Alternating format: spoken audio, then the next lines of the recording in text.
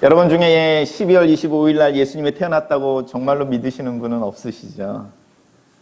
우리는 예수님이 언제 태어났는지 알지 못합니다. 성경을 조금 더 자세히 살펴보시면 예수님이 태어날 당시에 들판에 목자들이 있었습니다. 우리가 알다시피 캐나다도 그렇지만 팔레스타인도 사실은 그 상황들이 있어서 뭐라고 할까요? 겨울이 되면 양떼들을 안에 넣어놓습니다. 그래서 우리가 개스할 수 있는 것은 양떼들이 들에 있었다라는 이야기 하나만으로 예수님은 12월에 태어나시지는 않았습니다. 그래서 영화 제목만큼이나 6월의 크리스마스, 7월의 크리스마스라고 하는 부분들도 많이 있습니다. 우리가 잘 아는 것처럼 기독교가 로마의 국교가 되면서 이교도들이라고 말하는 그 당시에 사람들이 섬기고 축제처럼 벌렸던 태양신을 섬기고 축제하던 12월 25일을 그리스도의 이름으로 세례를 주고 그것을 없애지 않고 바꾸어서 예수님을 탄생을 예배하고 또 기념하는 날로 바꿨습니다.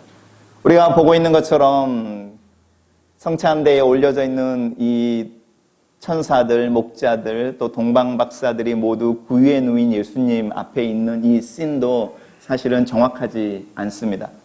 왜냐하면 동방박사들은 예수님이 태어난 후에 빨리 왔어도 6개월 뒤에 베들레헴에 도착해서 예수님은 그 당시에 구유에 놓여 있지 않습니다. 우리가 편의상 이 씬을 하나로 묶어 놓았습니다. 주일학교 아이들이 연극한 그 연극도 짧으면 0달에서 6개월 아니면 길면 0달에서 2년의 이야기를 하나로 풀어냅니다. 한국 기독교는 기독교 안에서 가장 늦게 예수 그리스도의 복음을 들었으면서도 교만하여서 자신들이 기독교의 모든 것을 가지고 있는 것처럼 말하지만 조금만 눈을 들어 세계로 돌려보면 세계에는 많은 크리스찬 가족들이 있습니다. 이 가족들은 사실은 12월 25일을 크리스마스로 정해놓고 예배하기도 하지만 다른 어떤 가족들은 1월 7일 우리가 아는 동방박사들이 예수님을 찾아와 예물을 드렸다고 하는 그 날을 예수님의 탄생처럼 기념하기도 합니다. 이 전통은 예수님의 태어남에 있는 것이 아니라 예수님이 만방에 알려졌다. 예수님이 만방에 나타나셨다고 하는 데에 초점을 맞추기도 합니다. 제가 왜 이런 이야기를 하냐면 제가 계속 강조하는 것처럼 우리들은 예수 그리스도를 믿을 때에 뭔가 확실한 것을 붙잡고 싶어하고 그 확실한 것 때문에 신앙으로 인생을 버텨내고 싶어 하지만 여러분이 성경을 잘 읽어보시고 기독교의 신앙에 대해서 정말로 고민하신다면 신앙은 명확한 것이 아니라 오히려 질문을 던지고 불확실성으로 우리에게 도전을 주는 게 기독교의 신앙입니다. 교리라고 하는 것은 예수님은 30세에 공생애를 시작하셨다라고 말하지만 성경을 잘 읽어보시면 예수님은 30세쯤에 공생애를 시작하셨습니다. 이게 우리가 신앙생활을 하려고 할 때 가지고 있는 딜레마이며 시험입니다. 우리는 하나님의 이름으로 우리의 삶을 명확하게 보고 싶어하고 질서 있게 하고 규모가 있어서 흔들리지 않는 파운데이션을 원하는데 사실은 성경은 우리를 흔들리는 배처럼 갈대처럼 세워놓습니다. 그리고 그 속에서 어떻게 믿음을 찾을지 고민하게 합니다. 오늘 읽은 본문 속에서 제가 설교를 준비하면서 제 마음에 제일 많이 다가왔던 단어는 요셉이 마리아가 잉태했다는 이야기를 듣고 깊이 생각하던 중에 요셉의 고민은 하루 이틀의 고민이 아니었습니다. 자기의 정혼자에게 아이가 생겼다라는 이야기를 들었을 때에 바로 사람을 보내서 끊읍시다라고 말하는 것이 아니라 그 관계를 자신이 어떻게 행동을 해야 될지를 어떤 것이 그 사람과 나를 위한 최선의 일인지를 깊이 생각했다는 겁니다. 이게 성경의 다른 부분으로 가면 베레아 사람들은 신사적이어서 하나님의 말씀을 배울 때에 깊이 생각했다라는 말로 번역이 되기도 합니다. 우리가 신앙생활을 하려고 할 때 우리는 너무나 빠른 대답을 원하고 너무나 빠른 대답을 가지고 누구에게 말하고 싶어 하지만 신앙이라고 하는 부분은 그렇지 않습니다.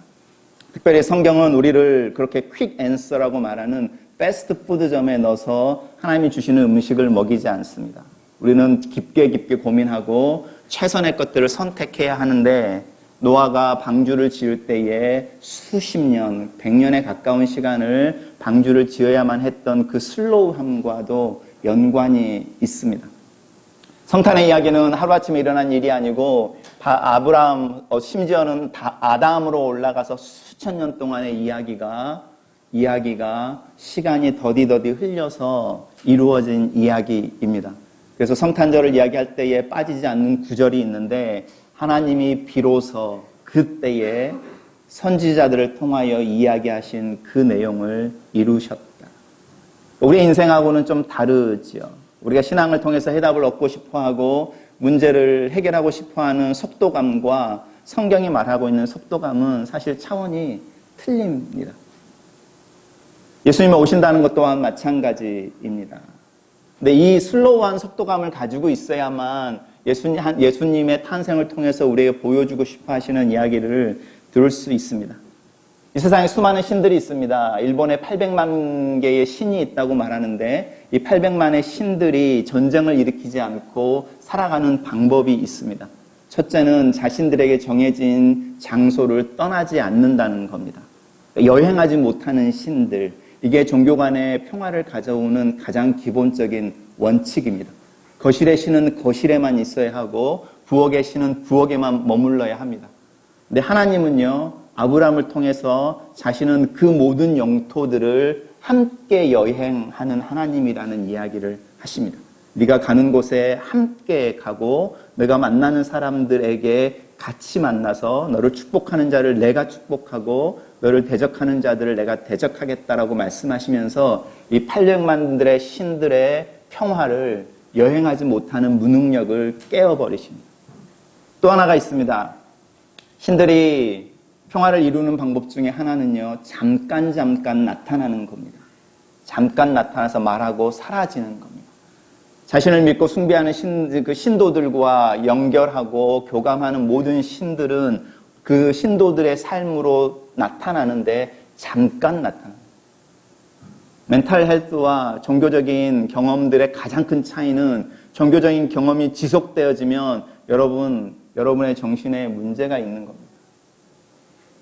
여러분이 하나님이 우리와 함께 하신다고 말할 때 여러분이 하나님의 함께 하심을 매일같이 인식하시고 사실 수 있는 분 손들어 보십시오. 하나님이 나와 함께 있어.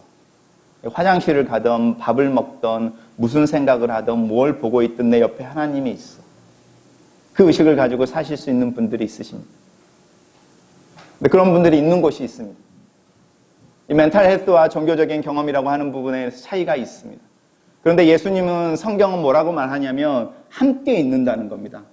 사이콜로지가 인간들의 정신건강의 문제로 삼는 그 지속 가능한 종교적 경험에 대해서 약속하고 들어오는 겁니다.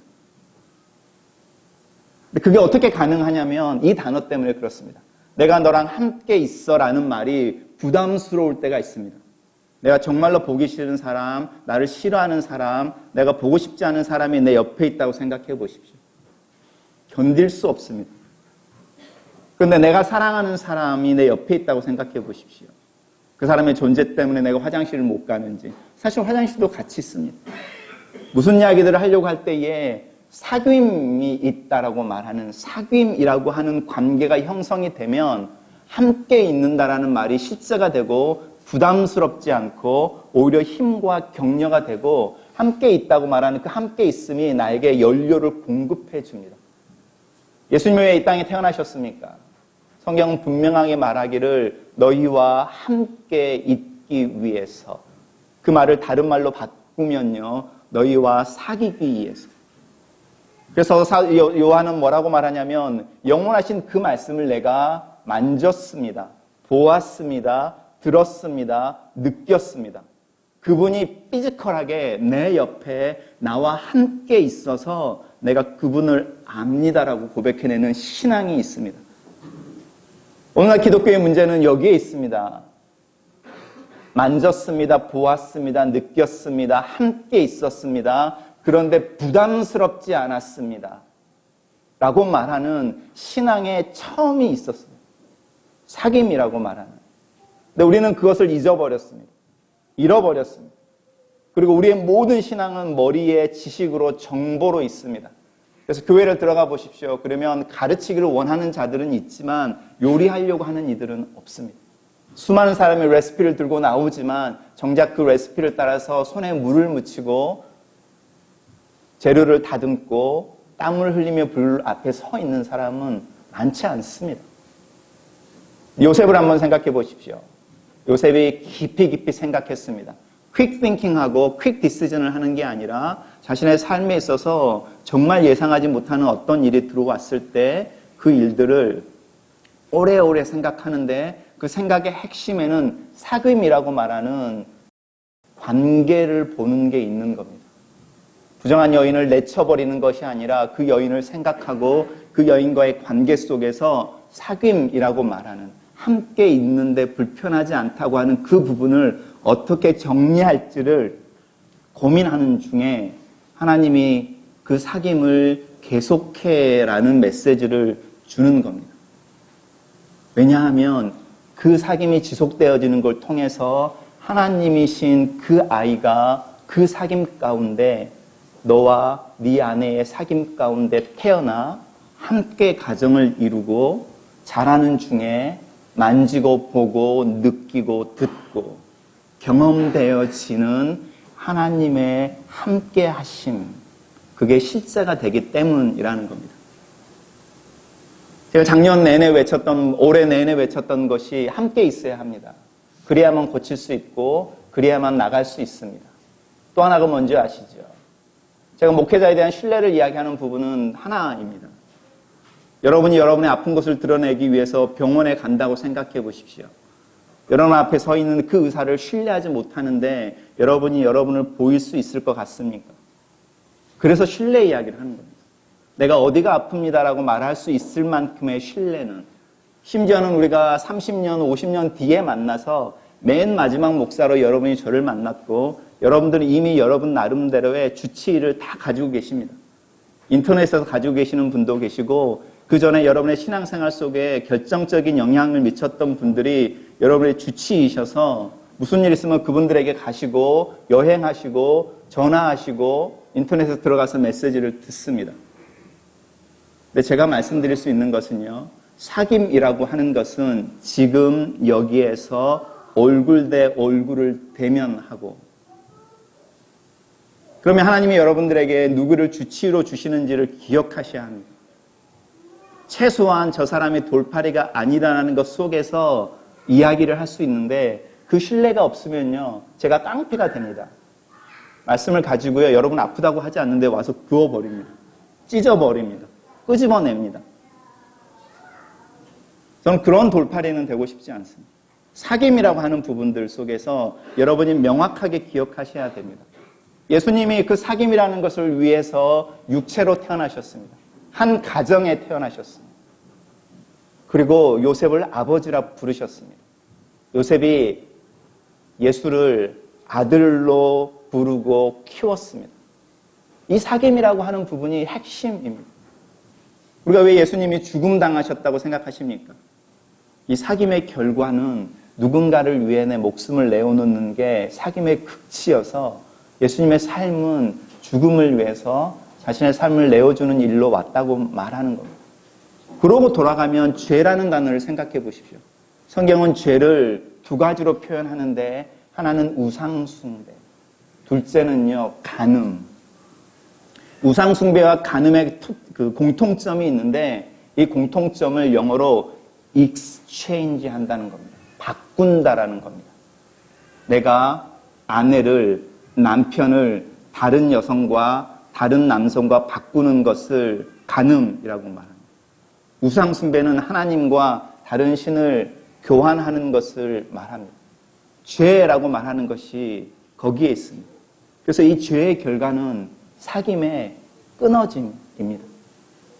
예수님이 이 땅에 우리와 같이 사귐의 현장으로 들어오시기 위해서 이런 사귐은 잠깐 나타나서 너희 서로 사랑해 라고 말하고 사라지는 이 일루전 같은 가르침으로는 가능하지 않습니다.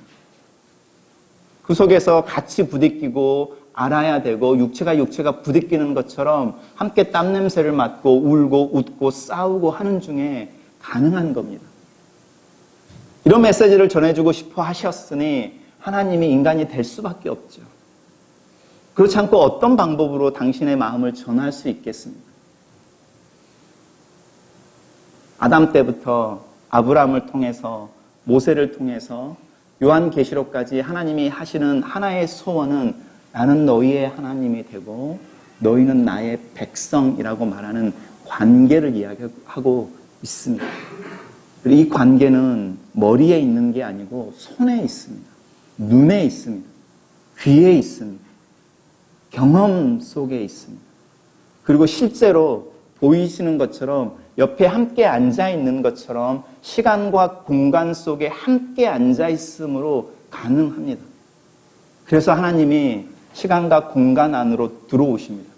사도 바울은 이것을 뭐라고 말씀하시냐면 빈민촌에 있는 어떤 소녀와 사귀고 싶어서 저 높은 성에 있는 왕자가 자기 스스로를 가난하게 하고 거지가 된 다음에 그 거린 소녀에게 나타났다. 우리가 알고 있는 데미안 신부처럼 태평양에 있는 수많은 섬들 중에 문둥병자 환자들이 모여있는 섬이 있었는데 그곳에 전도하러 가기 위해 그 병이 자기 몸에 생겨나기를 기도했다라고 말하는 게 크리스마스를 통해서 내가 너와 함께 있어, 있고 싶어, 내가 너와 함께 있는 게 너에게 스트레스나 두려움이나 부자연스러움이 아니라 격려이고 사랑이고 용서이고 함께 사귀는 거야 라고 말하는 임마누엘이라는 겁니다. 우리가 이것을 깨닫지 못하면 이 임마누엘이 얼마나 공허한 이야기인지 아시죠?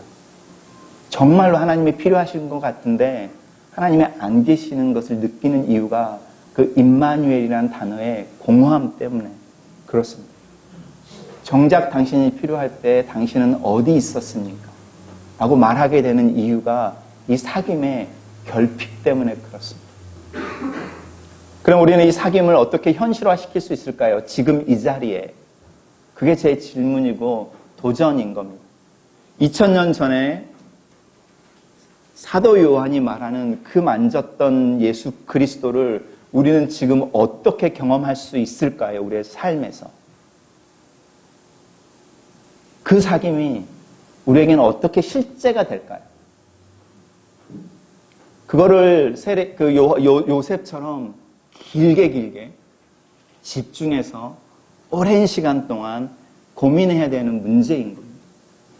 그렇게 고민하는 중에 예수 그리스도께서 나와 내 옆에 있는 사람 사이에 앉아 계시는구나. 내가 얼굴로 보는 내 집사님의 얼굴 속에 예수님이 계시는구나. 갓난아이로 막 태어났을 때에 이 아이처럼 예수님이 태어나셨겠지. 1살이 되었을 때에 2살이 되었을 때에 지켜보면서 예수님이 자라나듯이 이 아이가 자라나는구나.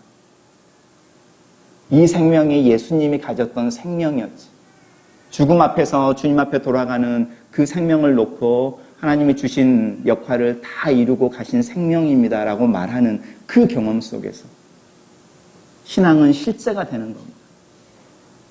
이 일들을 해나가야 할 때 사실은 어렵습니다. 저는 여러분의 도전하는 겁니다. 우리가 수많은 말들을 하더라도 하나님의 이름으로 성경을 빌미 잡아서 수많은 말을 하더라도 그 말이 여러분의 삶에, 손에, 입에, 얼굴에 나타나지 않으면 우리의 사귐은 공허합니다. 신기루에 불과합니다. 그러면 예수님은 내년에 또 태어나십니다. 왜냐하면 우리에게 이 사귐에 대해서 가르쳐주고 싶어 하셔서 우리의 손으로 섬기는 어떤 일에 대한 이야기를 하시고 싶어 하셔서 내 옆에 누군가를 앉혀놓고 그 아이를, 그 사람을 위해 기도하는 그 기도 한마디를 위해서 다시 태어나실 것입니다. 저는 우리 교회가 이 사귐의 교회가 되면 좋겠습니다. 예수 그리스도의 성탄절의 메시지, 내가 너와 함께 있어 라는 말이 부담스럽지 않은 수준의 관계, 경험, 그리고 그 속에서 울고 웃고 저 싸우는 거 괜찮습니다. 얼굴 대고. 왜냐하면 사귄다는 뜻은요, 페이스 투 페이스를 전제로 하는 말입니다. 제가 컴퓨터로 인터넷을 검색해 봤는데 한국만 이 사귄다는 단어를 씁니다. 다른 나라는 데이트한다. 밖으로 나간다. 남자와 여자가 눈이 맞았다. 이런 표현을 씁니다. 한국만 두 사람이 얼굴을 마주보며 같이 시간을 보내고 뭔가를 같이 한다. 굉장히 양반스럽지 않습니까? 저는 우리 민족의 고귀함이 여기에 있다고 생각합니다. 사귐은 얼굴 대 얼굴로 같은 시간과 공간에서 무엇인가 하기 위해 자신을 내어주는 것. 예수님이 그렇게 하기 위해서 태어나셨습니다. 그 태어나신 시간과 정확한 장소에 대해서 여러분 알고 싶어하는 욕구가 있지만 하나님 안 가르쳐 주십니다. 왜냐하면 그런 스페시픽한 자세한 것들은 하나님 우리에게 주시고자 하시는 그 메시지를 딱딱하게 만들어내는 껍질이고 그런 것들을 안다고 할 때 우리는 작은 지식과 정보로 그 사람을 안다고 말하게 하기 때문에 그렇습니다. 그래서 하나님은 당신을 조금 감추십니다. 그리고 우리를 조금 불안하게 하십니다. 그러는 중에 명확하게 밤하늘의 별처럼 당신의 메시지를 드러내시는데 내가 너와 함께 하기 위해 너처럼 이 세상에 있었다. 그리고 지금도 있다. 그러면 우리는 크리스마스에 마리아의 이야기도 좋지만 요셉의 이야기를 좀 생각해 보셔야 합니다. 쉽게 끊어내지 않고 깊이 생각하면서 고민하고 그 사귐을 어떤 형태로든 간에 유지하려고 했던 그 요셉의 고민, 그리고 그것을 자신의 어깨에 짊어지고 평생을 살아냈던 그 고민을 기억하셔야 크리스마스가 우리의 것이라고 믿습니다. 같이 기도하겠습니다. 살아계신 하나님 아버지, 사도 요한의 고백처럼 우리는 예수 그리스도를 품에 안고 싶습니다. 만지고 싶고 듣고 싶고 또 보고 싶고 그 깊은 관계 속에서 우리의 신앙이 실제가 되어지기를 원합니다. 그리고 그 사귐에 내 가족을, 또 내가 사랑하는 이들을, 또 내가 용납하기 힘든 이들을 포함시키기를 원합니다. 하나님 아버지, 우리의 마음속에 이 사귐이 실제가 되어지도록 도와주시옵소서. 지혜를 주시옵소서. 지각과 총명을 주시옵소서. 무엇보다도 우리 안에 계시는 성령님 일어나셔서 불을 다시 피워 주시옵소서. 우리의 마음속에 성령의 불꽃을 다시 회복시켜 주시옵소서.